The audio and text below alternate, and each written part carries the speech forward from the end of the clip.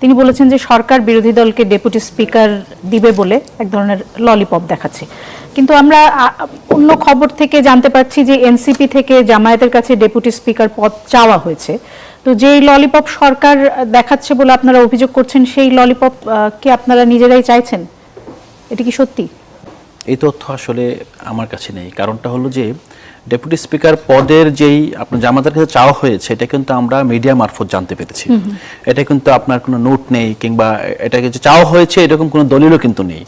So যেটা আসলে মানে অ্যাকচুয়ালি জামাতকে দেওয়া হবে কিনা অথবা বিরোধী দলকে দেওয়া হবে কিনা, সেটার এখন পর্যন্ত কোনো ভিত্তি নাই। তো সেটার উপর ভিত্তি করে যদি আমাদের কোনো নেতৃবৃন্দ অথবা তারা যদি নিজেদের মধ্যে একটা আলাপ আলোচনা করে থাকতে পারে, তাহলে আমার মনে হয় যে আলোচনাটা এখন এই মুহূর্তে প্রাসঙ্গিক না। যে আসলে কি চেয়েছে অথবা কি পেয়েছে, এটা এখন প্রাসঙ্গিক না। আপনি বলছেন যে এই আলোচনা প্রাসঙ্গিক না, কিন্তু আপনি এটি বলছেন না যে এই ধরনের এটি চাওয়া হয়নি। না, একটা বিষয় দেখেন, যেহেতু এখানে আমার মনে হয় আপনার বক্তব্য পরিষ্কার, আপনারা সমঝোতার মধ্যে আছেন, আলাপ তো অনেক ডাইমেনশন থেকে হবে। আলাপ শুধুমাত্র একটা ডাইমেনশনে হয় তা কিন্তু না। ধরেন তো আমি যদি এটাকে নাও বলে দেই, আমার মনে হয় এটাও যেহেতু এটা অজ্ঞেয়, আমার কাছে এটা জানা না।